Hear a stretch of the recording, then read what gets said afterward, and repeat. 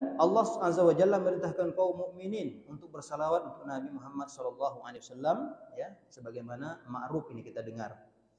Innallaha wa malaikatahu yusalluna 'alan nabi ya ayyuhalladzina amanu sallu 'alaihi wa sallimu taslima.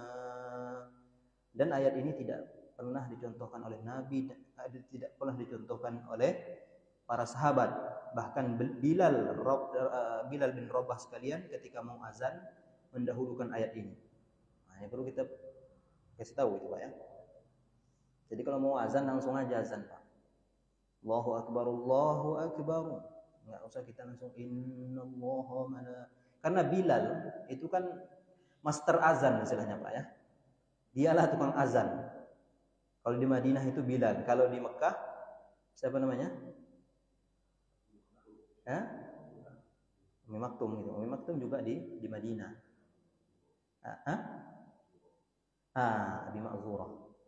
Dan itu berbeda azan Abi Ma'zurah sama azan Bilal berbeda Pak ya. Abi Ma'zurah azan 2 kali pengulangan syahadatain. Asyhadu an la ilaha illallah, asyhadu an la ilaha illallah, asyhadu anna Muhammadar Rasulullah, asyhadu anna Muhammadar Rasulullah. Balik lagi.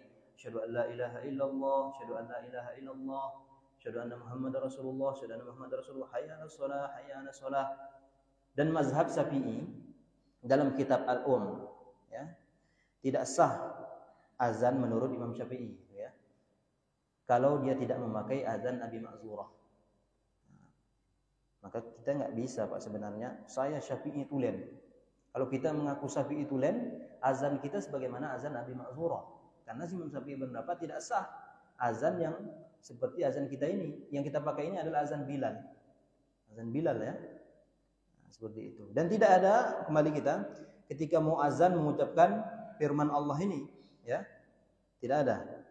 Innallaha wa malaikatahu yusalluna 'alan nabi ya ayyuhalladzina amanu sallu 'alaihi wa sallimu taslima. Kalau dia membawakan ini, dia harus mendatangkan dalil. Karena Bilal sendiri pun tidak pernah melantunkan ayat ini. Nah, ini yang dikatakan suatu perkara baru dalam agama. Dan ini berat pertanggungjawabannya Pak. Ketika nanti dimintakan pertanggungjawaban oleh Allah, dari mana kau dapatkan ya sunnah sebelum azan itu membaca ayat ini? Apa mau kita jawab Pak? Kalau kita, guru kami dulu kayak gitu. Guru bukan sebagai dalil.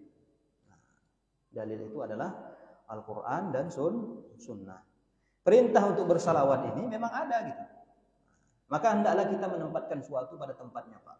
Ya, kita disebut nama Nabi SAW, kita bersalawat kepada Nabi. Gitu. Tapi ketika azan, kita tidak disuruh bersalawat kepada Nabi, karena nggak ada. Yang disuruh itu katakanlah sebagaimana perkataan muazzin. Faqulu kama qala al-muazzin. Katakanlah sebagaimana perkataan muazzin, kecuali pada kalimat hayya 'alas shalah dan hayya 'alal falah kita disuruh membaca la haula wala quwata illa billah. Kalau as-salatu khairum minan naum juga kita mengatakan sebagaimana yang dikatakan oleh muazzin, yaitu as-salatu khairum minan naum. Jadi berat Pak, makanya penting kita belajar sunnah itu supaya amalan kita itu sesuai.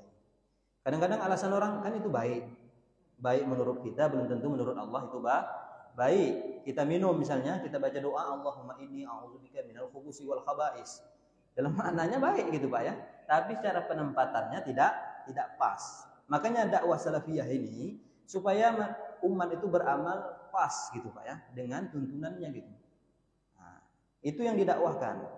Dan ketika orang sadar dengan itu, ya pahalanya luar biasa Pak, karena umat ini diluruskan kepada jalan yang benar. Itulah guna kita mendakwahkan sunnah Nabi Shallallahu Alaihi Wasallam. Maksud sunnah di sini adalah sesuatu yang dituntunkan Nabi Shallallahu Alaihi Wasallam. Sunnah dalam artian dalam syariat, ya. Bukan sunnah dalam fikih. Sunnah kalau dikerjakan berpahala, kalau ditinggalkan tidak mengapa. Itu sunnah dalam fikih itu ya. Nanti dalam hadis makna sunnah berbeda lagi. Jadi penempatannya harus pas. Baik.